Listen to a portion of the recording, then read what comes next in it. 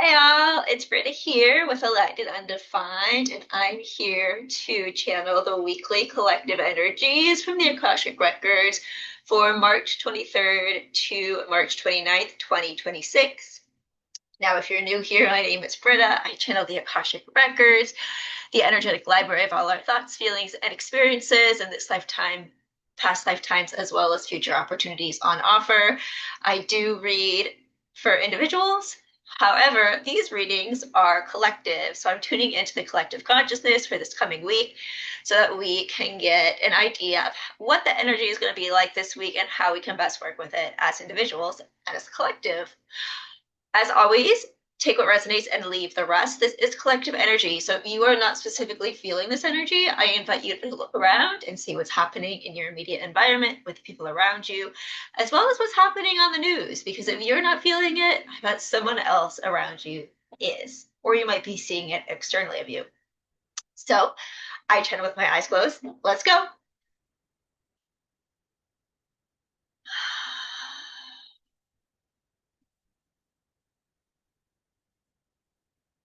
All right, the Akashic Records for the collective consciousness are now open. I'm calling in all our angels, guides, ancestors, and anyone else for our highest truths and gentlest good only.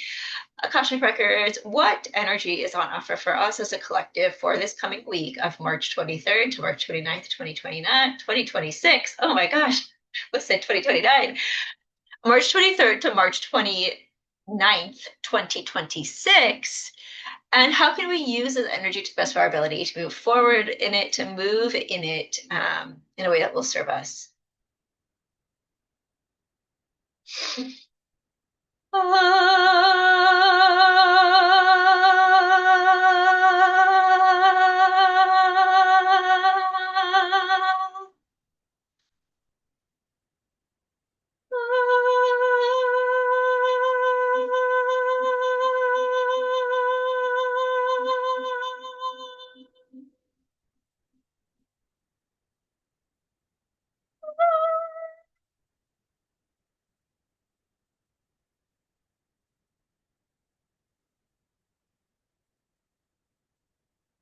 Oh, what is coming through your dear ones? What is going through you that wants to be expressed? What is going through you? What is coming through you? What is coming through you?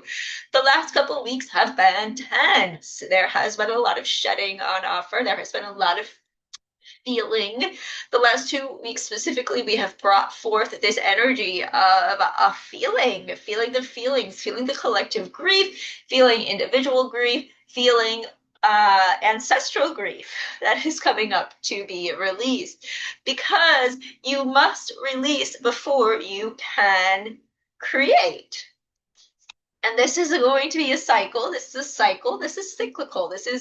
We have seasons where we are creating, and we have seasons where we are retreating. And especially in the first few months of 2026, we have been processing and integrating a lot globally.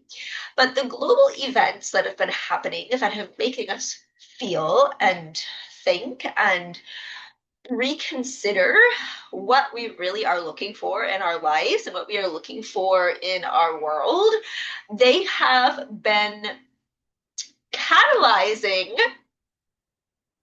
new energy within us.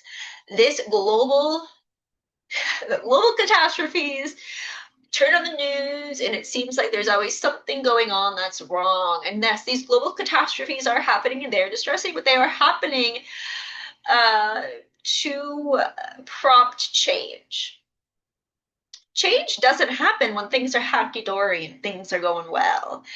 And so a lot of times what we see at the collective level is that distressing occurrences must happen to prompt change in individuals. And this is what is happening specifically this year at this time in history. We're seeing especially at the beginning of this year, lots of really distressing activities happening at the same time at the global level. things bouncing off of each other. It's like one thing happens, and then another thing happens, then another thing happens, and it just never ends, and it's very distressing. Um, and yet it's prompting a lot of us to go inward, a lot of you at the collective level to go inward and to really consider, what am I wanting to create in this world? What can I do? What is my role? What can I create to make this world the best place that it can be? Because right now, the world we are seeing, it is being exposed, kind of sucks. There's a lot of really savory things that have been going on for a long, long time that are coming to the surface that are not that we as a people are not okay with. And so these events, as unsavory as they are happening to promote change. And sometimes it is these events that must happen to promote change. And it happens first within us. And so the past 2 weeks and your earth have felt quite heavy for many of you. There has been a lot of releasing. There has been a lot of you thought the releasing was over because the year of the snake is over, but of course that does not mean that we still don't release, even as that cycle of the year of the snake is complete. It was a year heavily focused on releasing, and yet it's going to continue in waves. In a way that will promote us to move forward. And so we have reached our equinox here on Earth plane. If you are in the northern hemisphere, you are going into spring, and if you are in the southern hemisphere, you are going into fall.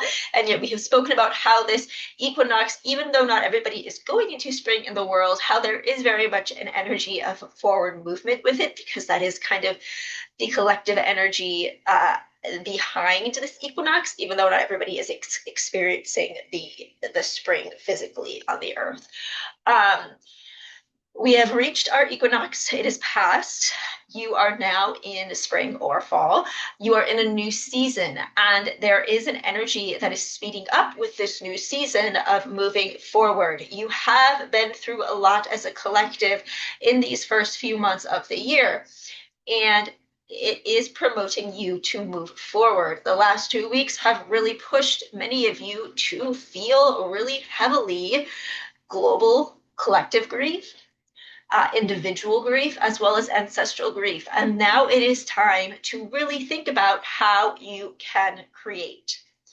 We started off with a song. We started off with some singing, because that is a really beautiful and easy way to express yourselves. If you are wondering, how can I create? I don't know what I'm here to create. What am I supposed to create? Some of you are going to have a clear idea of this going into this next coming week, and others are not. But the invitation is to create this week in some way.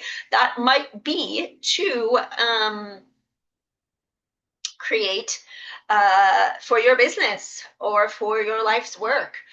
There is this feeling of let's get going on the business end of things for those of you that maybe have been feeling not quite ready to go yet on that. There is a certain collective you that is in that camp. There are others of you who aren't necessarily thinking about business or life's work at this time, but you are knowing that whatever you're here to do in this world, whether you're already doing it or whether it's to come and you're not sure what that looks like, it is so important to take time to create, especially once you have released, which a lot of you have been doing at the collective level these past 2 weeks. Now it is time to create. You have brought up what has needed to be brought up, and now let's create, whether that's through music, whether that's through art.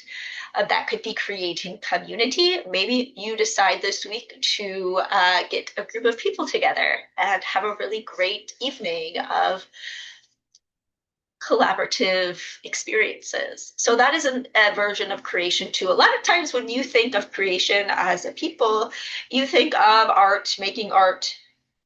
You think of being a painter, being a sculptor, being a writer. And yes, those are all great ways to create. And if that resonates with you, go ahead and do it. But there are other ways to create too. There's creating community. There is creating a beautiful meal.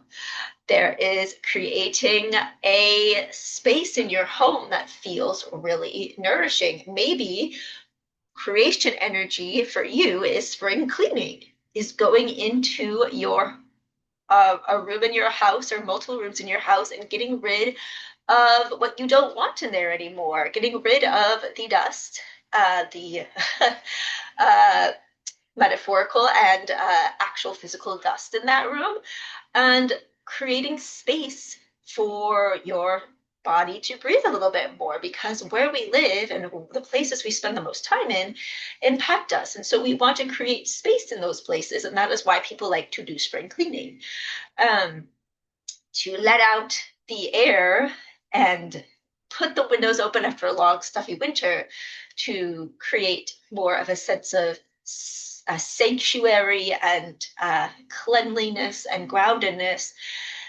in our spaces that we spend the most time in. So there are so many different ways you can create. Some of you are going to be thinking specifically about business. Others of you are going to be thinking or about life's work, or about um, your soul mission. How can you create from that?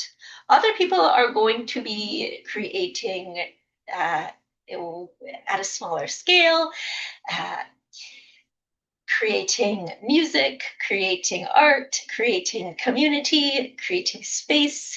But there is an invitation this week to create. And it is going to look different for all of us. Let it be what it is for you. Trust what you are meant to create this week is going to support you moving forward. You are creative beings. It is so important that you use your creativity on a regular basis. So if you have not done something creative in the last few weeks, if you have found yourself caught up in the news of what's going on in the world and personal life things that have been consuming you, create this week. Create and see where the magic takes you. That is all, dear ones. That is whoa. We cannot wait to see what you create this week, and we will be back next week. Much love.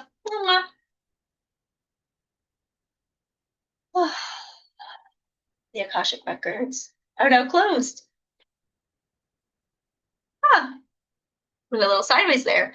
I hope this message resonated with you. That was such a fun message to convey to all of you. If you enjoyed this message, my chair is moving, and I'm just gonna roll with it because it's rolling and I can't do anything about it. If you enjoyed this message, if you have any thoughts about it, I'd love to know what you think. Feel free to leave a comment below. If you want more of this, please feel free to like and subscribe to my channel here at Aligned and Undefined. And thank you so much for watching. See you next week.